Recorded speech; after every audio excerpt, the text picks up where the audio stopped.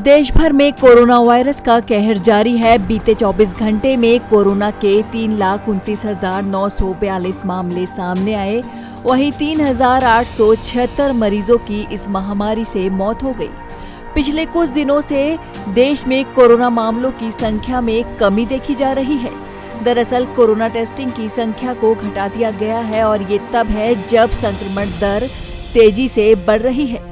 यानी पहले के मुकाबले अब ज्यादा लोग संक्रमित हो रहे हैं, लेकिन टेस्टिंग कम की जा रही है। दिल्ली, केरल, महाराष्ट्र, तेलंगाना, गुजरात समेत कई राज्यों में कोरोना टेस्टिंग की संख्या को कम कर दिया गया है। भारत में सक्रिय मरीजों की कुल संख्या 37,15,221 बनी हुई है। कोरोना की दूसरी लहर का सामना कर रहे भारत के पास अब वैक्सीनेशन ही एकमात्र उपाय है। देश में इस वक्त 2 वैक्सीन का उपयोग किया जा रहा है। दोनों ही देसी वैक्सीन है।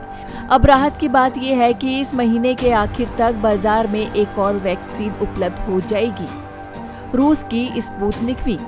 जी हां, इस वैक्सीन को भारत ने पहले ही मंजूरी दे दी है। अब महीने के अंत तक ये कई राज्यों को उपलब्ध करा दी जाएगी। ऐसे में राज्य सरकारें, प्राइवेट अस्पताल अभी दामों, उपलब्धता और अन्य मसलों पर हैदराबाद की डॉक्टर रेड्डी लैब से बात कर रहे हैं। कोरोना महामारी के खिलाफ जारी जंग के बीच अमेरिका के फूड एंड ड्रग एडमिनिस्ट्रेशन यानी FDA ने एक बड़ा फैसला लिया है। FDA ने फाइजर बायोएनटेक कोरोना वैक्सीन के आपातकालीन उपयोग की मंजूरी दे दी है। ये वैक्सीन किशोरों यानी कि 12 से 15 साल की उम्र वालों को दी जाएगी। इसी हफ्ते अमेरिका में 12 से 15 साल की उम्र के बच्चों का वैक्सीनेशन शुरू हो सकता है। दिल्ली में भी कोरोना के केस में कुछ कमी आई है। राजधानी में कोरोना के 12,651 नए मामले सामने आए हैं और 319 लोगों की जान गई है।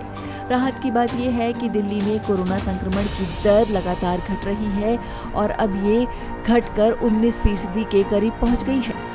वहीं महाराष्ट्र के शहरी इलाकों में भले ही कोरोना के केस कम हुए हों, लेकिन ग्रामीण इलाकों में हालात अभी भी बेहद खराब हैं।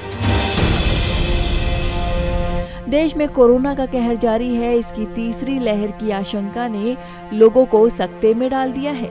इस बीच विश्व स्वास्थ्य संगठन यानी WHO की मुख्य वैज्ञानिक ने कोरोना वायरस के भारतीय वेरिएंट B.1B617 को वैश्विक चिंता का कारण बताया है। उन्होंने कहा है कि वेरिएंट तेजी से ट्रांसमिट होता है, यानी कि तेजी से फैलता है।